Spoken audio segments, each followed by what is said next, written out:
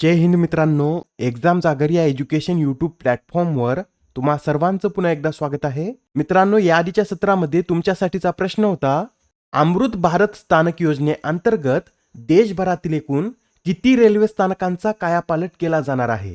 या प्रश्नाचं योग्य उत्तर आहे पर्याय क्रमांक 1 म्हणजेच अमृत भारत स्थानक योजनेअंतर्गत देशभरातील एकूण 1309 स्थानकांचा कायापालट केला जाणार आहे. आजच्या सत्राचा पहिला प्रश्न पहा. पाकिस्तानातील एखाद्या राज्याच्या मुख्यमंत्री बनणाऱ्या पहिल्या महिला कोण ठरल्या आहेत? अत्यंत महत्त्वाचा प्रश्न आहे. प्रथमच आता पाकिस्तानामधील एखाद्या राज्याच्या पहिल्या महिला मुख्यमंत्री या मरियम नवाज ठरलेल्या आहेत. मरियम नवाज यांनी नुकतीच 26 फेब्रुवारी रोजी पंजाब प्रांताच्या पहिल्या महिला मुख्यमंत्री म्हणून शपथ घेतलेली आहे. या ज्या मरियम नवाज आहेत या नवाज शरीफ यांच्या कन्या असून त्या पाकिस्तान मुस्लिम लीग नवाज या पक्षाच्या वरिष्ठ उपाध्यक्षा देखील आहेत. मित्रांनो, या पाकिस्तानच्या पंजाब विधानसभेत एकूण 371 जागा आहेत आणि पाकिस्तानातील सर्वात मोठी विधानसभा असून या विधानसभेत सर्वाधिक पाठिंबा मिळवत मरियम नवाज आता या राज्याच्या मुख्यमंत्री बनलेल्या आहेत. बरं, तुम्हाला माहित आहे का पाकिस्तानच्या पहिल्या महिला पंतप्रधान कोण आहेत? तर पाकिस्तानच्या पहिल्या महिला पंतप्रधान या बेनजीर भुट्टो आहेत. यासच आपल्याला हे सुद्धा लक्षात ठेवायचं आहे, भारताच्या पहिल्या महिला मुख्यमंत्री कोण आहेत?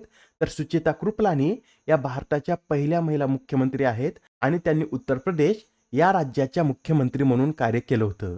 पाकिस्तानविषयी हे सुद्धा लक्षात ठेवा, पाकिस्तान आणि भारत यांच्यात एकूण 3323 किलोमीटरची सीमा असून पाकिस्तानशी गुजरात, राजस्थान, पंजाब ही 3 राज्य व जम्मू काश्मीर आणि लडाख या 2 केंद्रशासित प्रदेशाच्या सीमा संलग्न आहेत. प्रश्न क्रमांक 2, राष्ट्रपती द्रौपदी मुर्मू यांनी भारताचे नवीन लोकपाल म्हणून कोणाची नियुक्ती केली? तर आता राष्ट्रपती द्रौपदी मुर्मू यांनी भारताचे नवीन लोकपाल म्हणून अजय एम खानविलकर यांची नियुक्ती केलेली आहे. अजय एम खानविलकर यांच्याविषयी सांगायचं झालं तर ते 2022 मध्ये सर्वोच्च न्यायालयातून निवृत्त झालेले आहेत आणि त्यांच्या कारकिर्दीविषयी सांगायचं झालं तर 2000 साली ते मुंबई उच्च न्यायालयाचे न्यायाधीश म्हणून नियुक्त झाले होते. त्यानंतर त्यांची हिमाचल प्रदेश उच्च न्यायालयाचे मुख्य न्यायाधीश म्हणून नियुक्ती करण्यात आली होती व 2013 मध्ये ते मध्य प्रदेश उच्च न्यायालयाचे सुद्धा मुख्य न्यायाधीश बनलेले आहेत. 2016 मध्ये सर्वोच्च न्यायालयाचे न्यायाधीश म्हणून नियुक्ती झाल्यानंतर 6 वर्षांनी ते याच पदावरून निवृत्त झालेले आहेत. बरं, ते आपल्या भारताचे कितवे लोकपाल बनलेले आहेत? तर आता ते भारताचे दुसरेच लोकपाल बनलेले आहेत.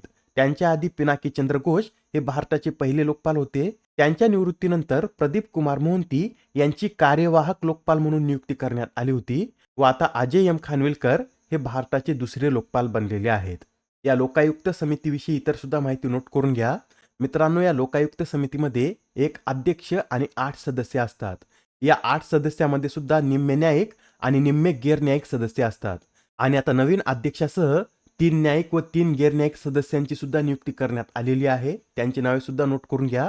यामध्ये न्यायिक सदस्य म्हणून न्यायमूर्ती लिंगप्पा नारायण स्वामी, न्यायमूर्ती संजय यादव आणि न्यायमूर्ती ऋतुराज अवस्थी यांची नियुक्ती करण्यात आलेली आहे आणि गैर न्यायिक सदस्यामध्ये सुशील चंद्रा, पंकज कुमार आणि अजय तिर्की यांची नियुक्ती करण्यात आलेली आहे.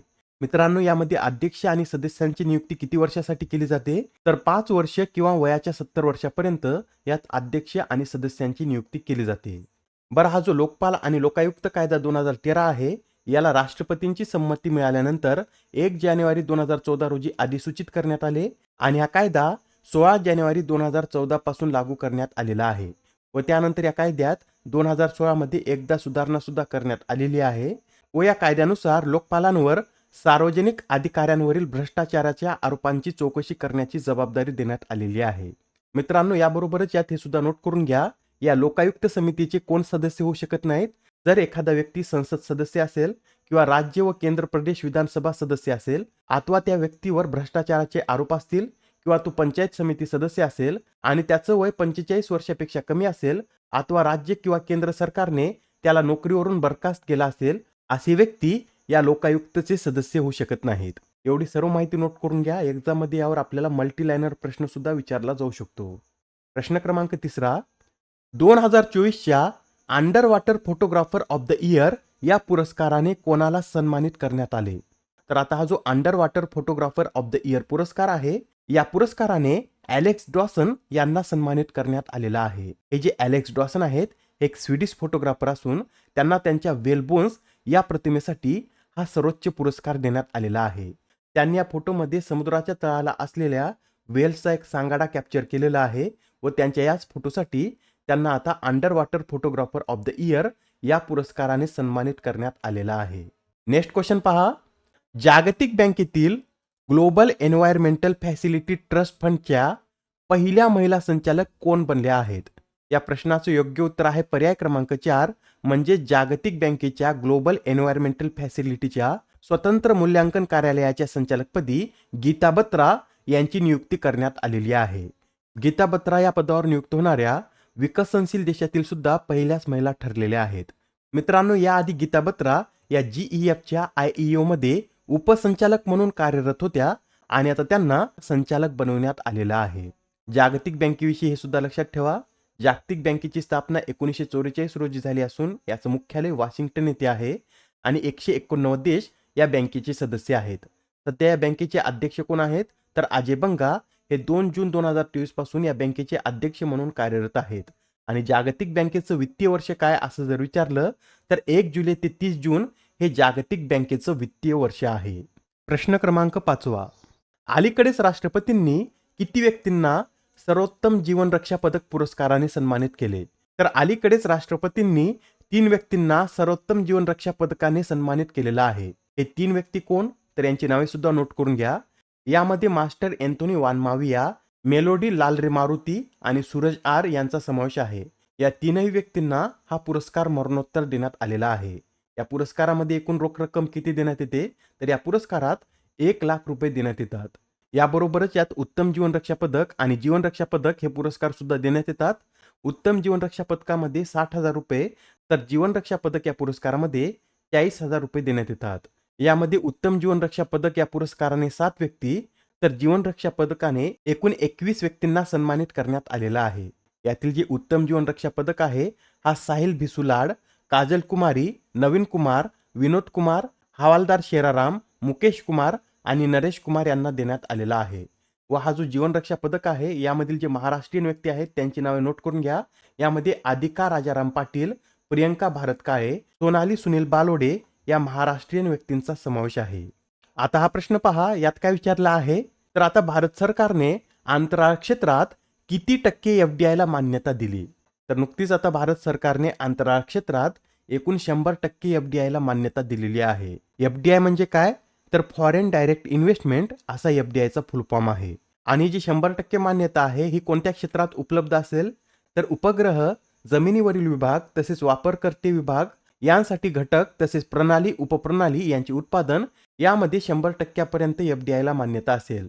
तर उपग्रहांची निर्मिती आणि परिचालन, उपग्रहांचा डाटा, उत्पादने आणि जमिनीवरील विभाग तसेच वापरकर्ते विभाग यासाठी 74% FDI ला मान्यता असेल व त्यावरील इन्व्हेस्टमेंट ही सरकारच्या संमतीने होईल. तर प्रक्षेपक आणि संबंधित प्रणाली अथवा उपप्रणाली, अंतरिक्षयानाचे प्रक्षेपण आणि पुनर्प्राप्ती यासाठी अवकाश स्थानकांची उभारणी यासाठी 49% पर्यंत FDI ला मान्यता असेल. प्रश्न क्रमांक 7. भारत टेक्स 2024 या कार्यक्रमाचे उद्घाटन कोणाच्या हस्ते करण्यात आले? तर आता हा जो भारत टेक्स 2024 कार्यक्रम आहे याचं उद्घाटन पंतप्रधान नरेंद्र मोदी यांच्या हस्ते करण्यात आलेला आहे. हा भारत टेक्स कार्यक्रम नवी दिल्लीतील भारत मंडपम येथे आयोजित करण्यात येत असून याचं उद्घाटन 26 फेब्रुवारी रोजी पंतप्रधान नरेंद्र मोदी यांच्या हस्ते झालेला आहे. हा जो कार्यक्रम आहे हा देशातील आयोजित आतापर्यंतचा सर्वात मोठा जागतिक वस्त्रोद्योग कार्यक्रम असून हा कार्यक्रम 29 फेब्रुवारी पर्यंत चालणार आहे. नेक्स्ट क्वेश्चन पहा. कोणत्या देशाने राष्ट्रीय हायड्रोजन नीती अंतर्गत 2030 पर्यंत 5 लाख टन स्वच्छ हायड्रोजनचं लक्ष ठेवलं आहे? तर आता नुकतंच व्हिएतनाम या देशाने 2030 पर्यंत राष्ट्रीय हायड्रोजन नीती अंतर्गत 5 लाख टन स्वच्छ हायड्रोजनचं लक्ष ठेवलेलं आहे. कोणत्या देशाने तर व्हिएतनाम या देशाने हे लक्ष ठेवलेलं आहे. प्रश्न क्रमांक 9. अलीकडेच निधन झालेले अलेक्सी नवल्नी हे कोणत्या देशातील नेते होते? तर आता हे जे अलेक्सी नवल्नी आहेत हे रशिया या देशामधील एक नेते होते आणि विशेष म्हणजे ते व्लादिमीर पुतीन यांचे कट्टर विरोधक आणि भ्रष्टाचार विरोधी कार्यकर्ते होते आणि नुकतंच आता त्यांचं वयाच्या 47व्या वर्षी तुरुंगात निधन झालेलं आहे. बरं, ते रशियामधील कोणत्या पक्षाचे नेते होते?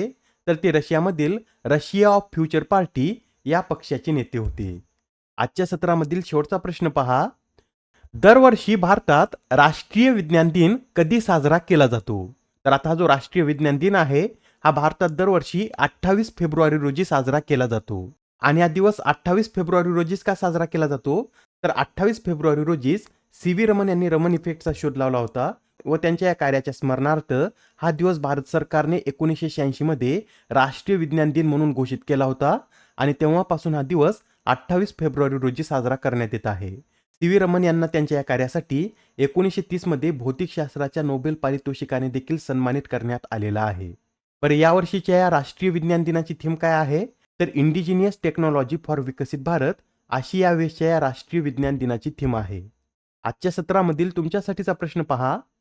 कोणता देश खाजगी कंपनीचे अंतराळयान चंद्राच्या पृष्ठभागावर उतरविणारा जगातील पहिला देश ठरला आहे? आता या प्रश्नाचं उत्तर कमेंटमध्ये देण्याचा प्रयत्न करा. उत्तर चुकलं तरी काय हरकत नाही, कारण ज्यावेळेस तुम्हाला या प्रश्नाचं योग्य उत्तर माहित होतं त्यावेळेस हा प्रश्न तुमच्या दीर्घकाळापर्यंत लक्षात राहतो. तर आता पुढच्या सत्रामध्ये पुन्हा भेटूया. धन्यवाद.